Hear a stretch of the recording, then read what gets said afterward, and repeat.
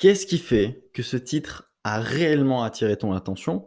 Si j'avais vraiment marqué: «J'ai mangé un bœuf hier soir», est-ce que tu aurais aussi cliqué sur cette vidéo, sur ce podcast? C'est la question que je te pose. Bienvenue dans Croissance Personnelle. Aujourd'hui, on va parler de tous ces concepts qui font qu'il y a des trucs qu'on trouve peut-être bizarres et c'est peut-être la réaction que tu as eue en arrivant sur, cette vidéo. Tu t'es dit: «Quoi, il a mangé un chaton? Mais, c'est dégueulasse, comment il a pu faire ça?» et cetera. Et à l'inverse, si je t'avais dit: «J'avais mangé du porc ou un bœuf», tu t'aurais dit: «Bah, tu même pas cliqué, ça t'aurait même pas venu à l'esprit». Et c'est quoi toutes ces choses justement que tu fais en mode automatique? On va parler de ça aujourd'hui, on va parler du mode automatique et c'est quoi tous ces concepts dans lesquels on est complètement enfermé, dans lesquels on se rend même pas compte. Donc je vais essayer de te démontrer ça et ça va être très intéressant. OK? On est arrivé dans un monde où il y avait déjà énormément de choses qui étaient disponibles pour nous. OK? On est arrivé dans, ce qu'on appelle à la Greatness une réalité héritée. C'est-à-dire que tu es venu au monde, tu as pas choisi ton prénom. C'est-à-dire que tu es arrivé sur terre, tu es pas sorti et tu as dit: «Bon voilà, moi je m'appelle comme ça». Ça n'existe pas. Tu as pas choisi ton prénom. Mais il y a bien d'autres choses que tu as pas choisies en arrivant sur terre. Peut-être que tu as pas choisi ta famille, tu as pas choisi tes valeurs, ta culture, ta religion, tes croyances, ton milieu, socio-culturel, tes, ta situation économique, heu, tes choix politiques parfois. Tu as tellement de choses qui étaient ton pays, tu n'as pas choisi ton pays, ta région et cetera, ta couleur de peau, ton sexe. Il y a tellement de choses. Tu es arrivé sur cette terre et on t'a donné tout ça, on t'a dit merci et tu l'as pris. OK? Et il y a énormément de choses qu'on n'a pas remis en question. Et si je te parle de ce podcast aujourd'hui, c'est parce que hier, j'ai mon grand frère, Michael, qui est arrivé à la maison et il est vegan. Et on parlait de ça en fait. On disait: «Mais qu'est-ce qui fait que» alors il est pas du tout en mode: «Ah, il faut arrêter de manger de la viande» et cetera. Lui, il fait ça pour lui, et il est c'est pas tu sais, il y a 2 types de personnes. C'est les gens qui te font chier à te dire: «Il faut être comme ça, comme ça, comme ça» et d'autres gens qui respectent ta croyance et ton rythme, en fait. Hem et donc en fait, on parlait de ça, on disait: «Mais c'est vrai, qu'est-ce qui fait qu'on respecte plus un chien, un chat et cetera, on respecte entre guillemets. Qu'est-ce qui fait qu'on accorde plus d'importance et que ça paraît très offusquant de manger du chien en France et de manger, du chien en Chine, par exemple? Qu'est-ce qui fait que cette différence? Qu'est-ce qui fait qu'en Inde, la vache, c'est un dieu et que toi, tu manges des côtes de bœuf? Qu'est-ce qui fait tout ça, en fait? Et tu peux être né en Inde, tu auras toute une boîte, en fait, une réalité héritée qui sera complètement différente. Ta culture, elle sera différente, ce qui fait que toi, par exemple, bah, dans ta religion que tu n'as pas choisie, tu es arrivé sur terre, bah, la vache, c'est un dieu et quand tu vois en France des gens qui mangent de la vache, bah, tu es scandalisé, en fait. Tu te dis: «Mais c'est pas normal, mais ils sont fous». Tu rentres chez toi, tu te dis: «Mais maman, j'ai vu ça» et cetera et tu défends ça, alors que tu ne l'as pas choisi. Je dis pas que c'est mauvais, tout ce que je suis en train de dire, c'est juste d'en prendre conscience et je suis en train de faire ces recherches en ce moment sur l'origine du mariage, l'origine de l'argent, l'origine des religions, et cetera. Je fais des recherches là-dessus, sur ce concept de la boîte, en fait. On est arrivé, on est dans une boîte et il y a des c'est très bien la boîte, c'est-à-dire que c'est juste te rendre compte qu'il y a des choses qui te servent aujourd'hui et des choses qui te desservent aujourd'hui et de pouvoir faire ses choix en conscience. Et cette réflexion qu'on avait hier à table, c'était, très intéressant. Qu'est-ce qui fait qu'on mange un canard, et qu'est-ce qui fait qu'on ne mange pas un chien ou un chat et cetera? C'est juste qu'on est arrivé dans notre boîte, en France, où on a dit: «Ça, c'est les animaux domestiques qu'on n'a pas le droit de manger, en tout cas, c'est pas bien et ça, c'est les animaux, c'est le reste. On a le droit de les manger, on a le droit de les exploiter et cetera pour des raisons économiques». Donc aujourd'hui, tu l'as bien compris, il y a tous ces concepts qui existent et je vais pouvoir te le démontrer juste après, surtout du mode automatique. Mais je voulais te parler de d'où est-ce que ça vient tout ça? Ça vient de 4 endroits différents qui sont notre éducation, notre culture et les autorités sociétales, la comparaison qu'on a aujourd'hui, qui fait partie presque de notre style de vie et tous les jugements de bien et de mal qu'on a nous-mêmes et qu'on a eu, entendus et cetera. Donc notre culture, c'est nos parents, les symboles d'autorité et cetera. Nos parents, ils nous ont peut-être projeté le fait qu'il fallait être sage, qu'il fallait bien travailler à l'école, ne pas parler aux inconnus, faire, les bonnes études pour avoir un travail sécurisé et on accepte tout ça comme une vérité absolue, en fait, parce que c'est les adultes, finalement et quand on grandit, on continue à faire ça au quotidien sans forcément remettre les choses en question, parce que c'est les adultes qui l'ont dit, et on ramène ça dans notre vie d'adulte, qu'on transmet à nos enfants, qui retransmettent à leurs enfants, etc. Je vais te raconter une petite histoire tout à l'heure qui parle un petit peu de ça. En fait, on nous a dit ça c'est bien, ça c'est mal. Manger un chien, c'est pas bien. Manger un cochon, c'est bien, entre guillemets. Et là, je te parle d'un exemple qui est énorme, mais ça s'applique à tout en fait.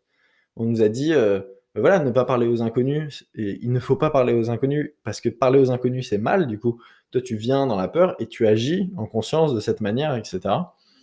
Ce podcast, il s'adresse à tout le monde, mais je pense que ceux qui ont fait Greatness le comprendront davantage, ou en tout cas plus en profondeur.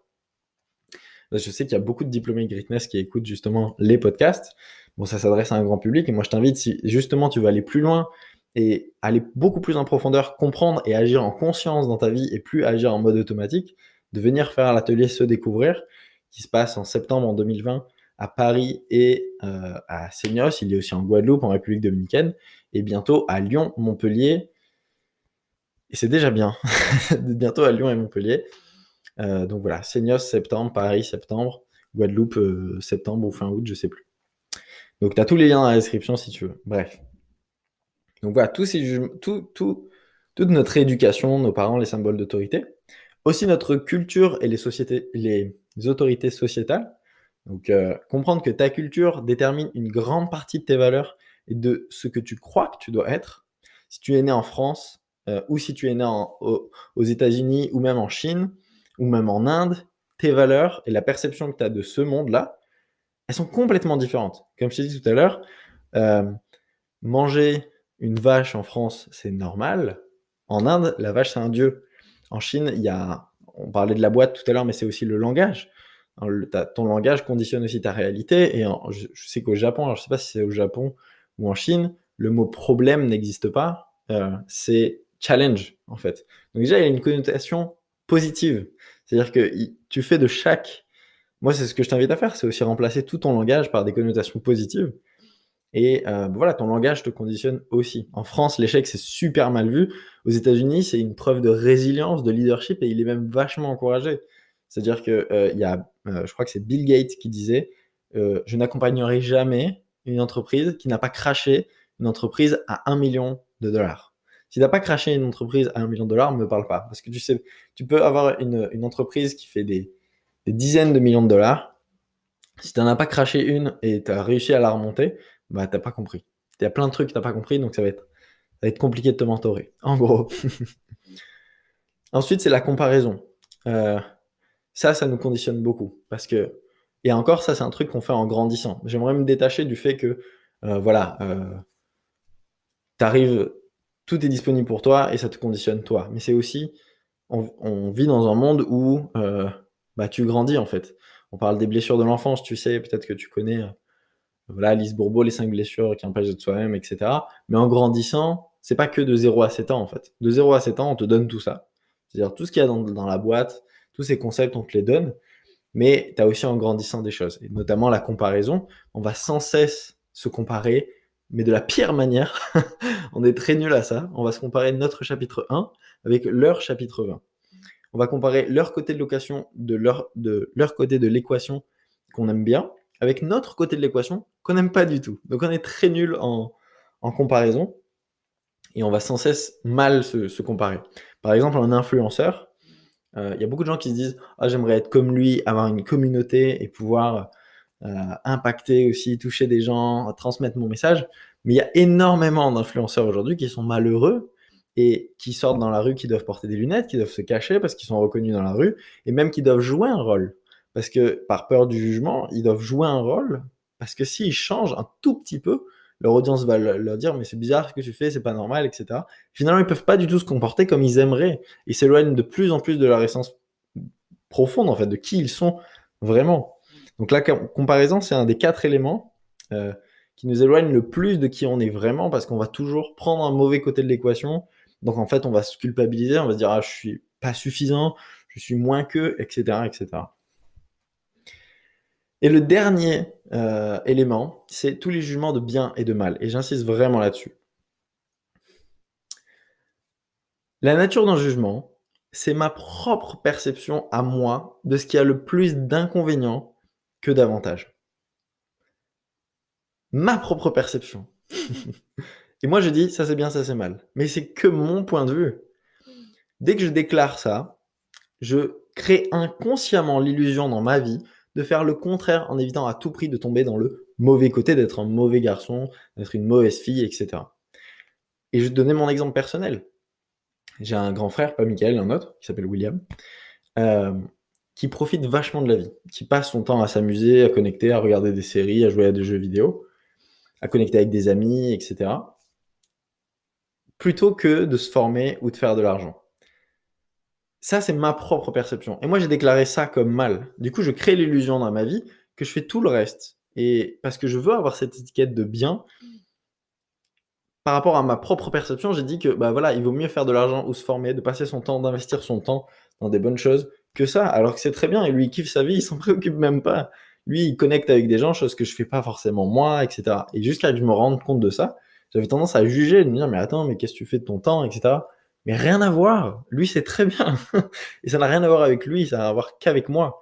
Donc plus je fais ça, plus je m'éloigne de mon être authentique et je vais vouloir me conformer à l'étiquette que moi j'ai dit comme bien, mais qui est pas forcément moi. C'est juste que peut-être qu'il y a des années, j'ai dit que ça c'était bien et du coup je veux toujours me conformer à ça parce qu'on déteste avoir tort, nous les êtres humains, on veut toujours avoir raison et du coup, on change jamais d'avis en fait.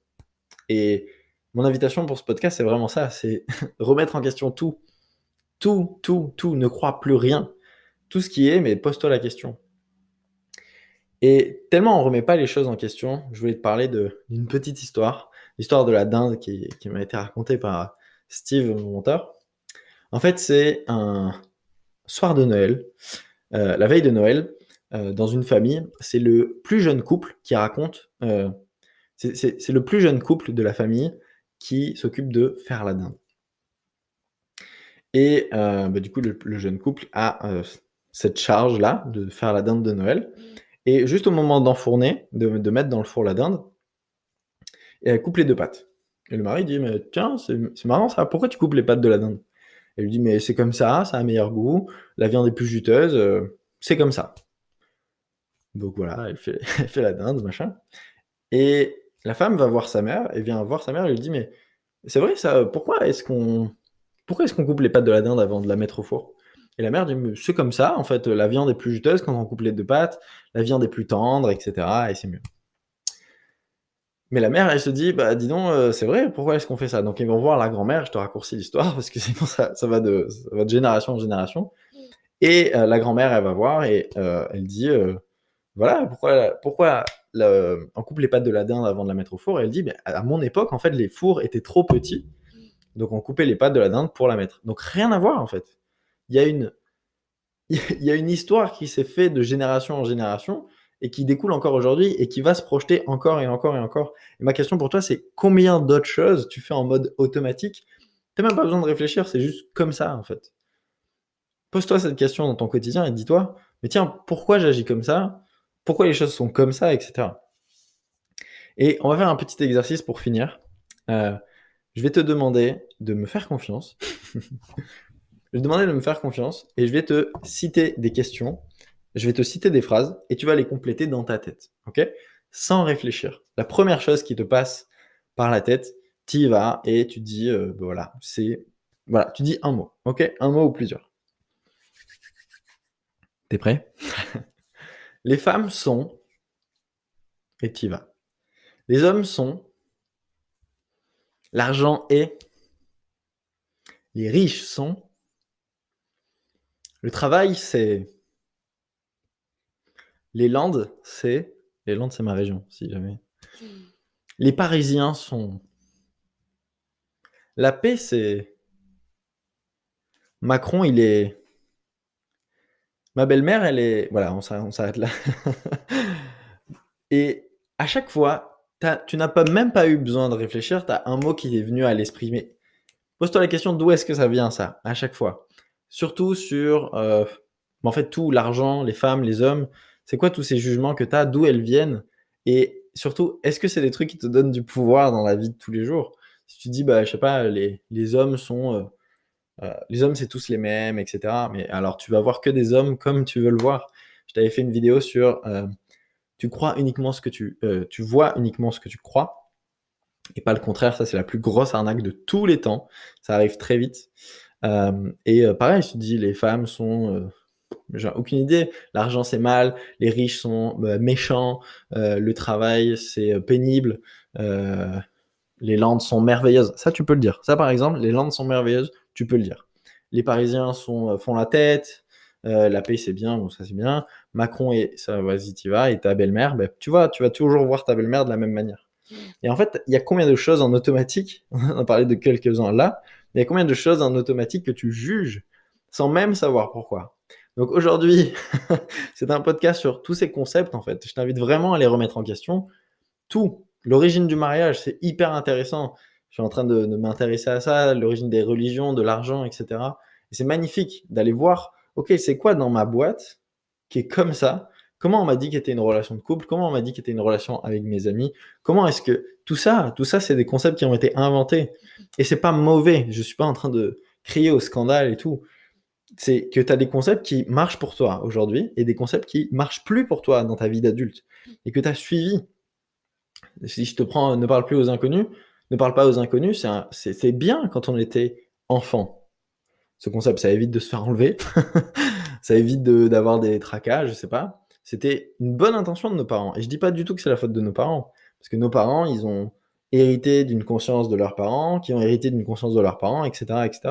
C'est juste que viens, toi maintenant, créer un stop dans cette file, dans cet héritage, et te réinventer complètement. Et si tu veux aller plus loin et te réinventer complètement, prendre du recul sur tous les domaines de ta vie, sur tous ces concepts, etc., sur tout ce qu'on t'a fourni, mais je t'invite à participer à la Greatness Academy. Tu as un lien dans la description. Et c'est un atelier qui dure 3 jours qui s'appelle Se découvrir et qui te permet de découvrir, d'avoir un feedback sur tous les domaines de ta vie pour pouvoir l'amener à un autre niveau. Depuis cette conscience, depuis cette perspective, de pouvoir choisir et agir sur ce qui va pas et ce qui va suivre dans ta vie sans dépendre de personne en fait. En récupérant ton pouvoir et en pouvant créer n'importe quoi.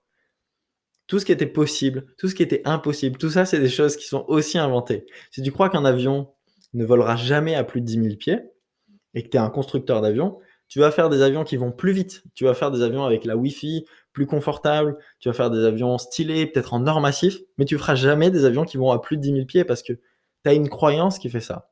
Pareil si tu es né dans une famille modeste et que on a dit que l'argent était mauvais, ou l'argent c'était bien, mais en avoir trop, c'est mauvais, et qu'à 18 ans, tu te dis, bah non, moi je veux entreprendre et tout. Donc en quelques années, voilà, tu développes ton activité, tu gagnes 10 000 euros par mois, mais qu'est-ce qui fait que chaque mois, tu as 1 000 euros par mois, 800 euros? Toujours une merde à la voiture, une assurance, des prestataires, une famille à aider, etc. Du coup, tu vas te dire, ok, bah je vais